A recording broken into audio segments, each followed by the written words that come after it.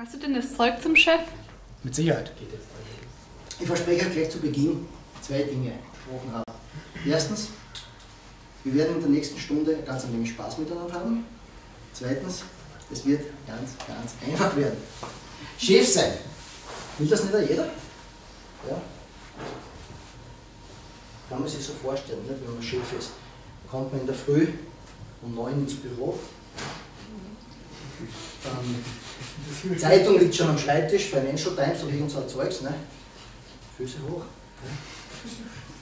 Die Sekretärin kommt mit dem Kaffee. Für die weiblichen Chefs, so den Assistenten im Vorzimmer, der ausschaut wie der George Clooney. Ich habe auch 2 Firmen und mein Arbeitstag, also ich bin auch ein bisschen ein Chef, ne? Mein Arbeitstag schaut in etwa so aus. 5:30 Uhr Tatwache,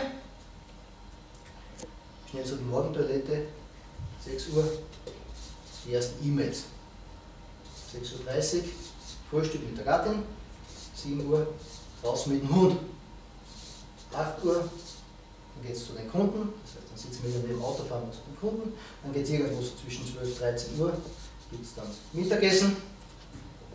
Mittagessen natürlich nicht bei McDonalds oder mit Freunden, sondern Business Lunch, keine Frage. Ne? Und dann irgendwann so 14, 15 Uhr geht es dann wieder zu irgendwelchen Terminen, genauso wie dein Herr Andreas. Nicht? Und das geht dann irgendwie so bis 18 Uhr.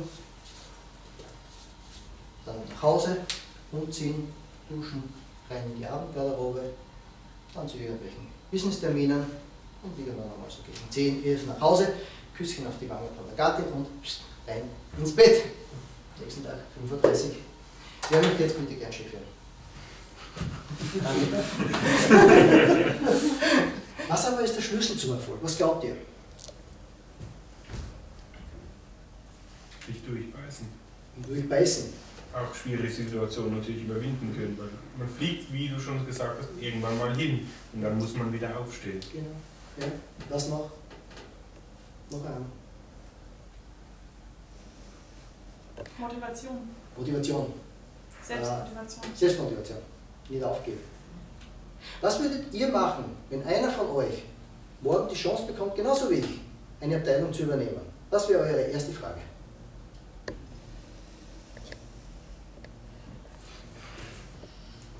Was muss ich machen? Was muss ich machen? Dann wird der Chef sagen, ja, machen wir es, gehen Sie rein, arbeiten Sie was. Die Frage, die diese Führungskraft stellen muss, wenn sie heute Abteilung übernimmt oder einen neuen Bereich übernimmt, ist, wie viele der Mitarbeiter, die ich heute dort beschäftige, würde ich morgen wieder einstellen, wenn ich heute hypothetisch alle rausschmeißen könnte. Hypothetisch. Ich weiß, dass das in der Praxis nicht funktioniert. Aber das funktioniert relativ einfach. Du nimmst ein Blatt Papier,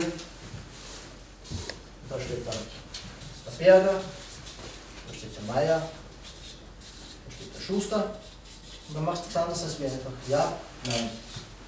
Und dann gehst du einfach durch. Ja, kriegt morgen wieder einen Job, kriegt morgen wieder einen Job, der nicht. Das muss man sich erst einmal trauen. Klar, wenn ihr sowas macht und das auf einen Zettel aufschreibt, bitte den Zettel nicht beim Kopierer vergessen. Ja? Nicht unbedingt gut. Brenger sagt, ich sag's euch auch, du kannst niemanden motivieren. Pass auf, dass du niemanden demotivierst. So, die Frage ist, wie kann man jemanden demotivieren? Indem man ihm die ganze Zeit nur Arbeit zuschaufelt und ihn nicht lobt. Zum Beispiel, ja. Kennst du auch so einen richtig schönen Arschloch sein?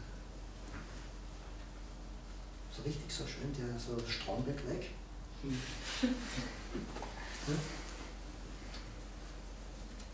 Zum Beispiel, wenn du in einem Meeting sitzt und du hast irgendeine Idee und der Chef sagt, super Idee, Schuster, aber. Und der Schuster hat nie mehr eine gute Idee. Es geht immer wieder darum, herauszufinden, welche Leute habe ich, was macht denen Spaß, was macht denen nicht Spaß. Wenn ich heute am Abend heimfahre und ich habe genauso einen Mitarbeiter, wie es viele andere haben, dann mache ich mir nicht darüber Gedanken, wie schön die Welt ist und welche Aufträge ich eingefahren habe. Ja, das sehe ich auf den Berichten. Sondern ich mache mir darüber Gedanken, shit, wen habe ich heute wieder demotiviert? Ja? Wo habe ich wieder irgendeinen Blödsinn gesagt? Wo hätte ich mir vielleicht auf die Zunge beißen können, um das nächste Mal nicht zu machen? Und mit dem erreiche ich weit mehr, als dass ich jetzt versuche, Leute zu demotivieren. Ja, ihr habt jetzt sicherlich genau aufgepasst. Welche Traudix haben wir behandelt? Trau dich lästig zu fallen? Was haben wir noch gehabt? Fragen zu stellen. Fragen zu stellen? Nein zu sagen? Vielleicht auch ins Ausland zu gehen. Das war übrigens das Thema, was wir das letzte Mal auch hatten, mit der vorigen Gruppe. Ja. In dem Buch, das die Kollegin bekommen hat, findet ihr 20 weitere Traudichs. Meine Bitte an euch nun, überlegt euch, was ihr ganz konkret ab morgen machen werdet, um irgendwann einmal Chef zu werden. Und dabei wendet ihr einfach eines oder das eine oder andere dieser Traudichs an. Ich garantiere euch, es funktioniert. Denn wir sollten es uns abgewöhnen, viel zu viel zu theoretisieren und philosophieren. Wir sollten wieder weniger wissen und uns mehr trauen.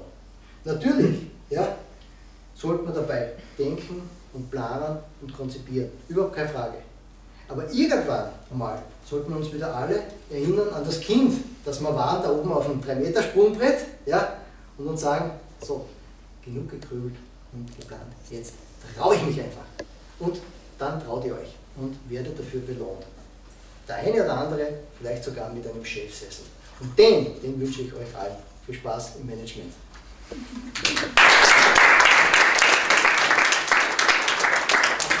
Welches Traudig nimmst du heute Abend mit? Welches Traudig nehme ich mit? Ich werde das Traudig mitnehmen, Nein zu sagen.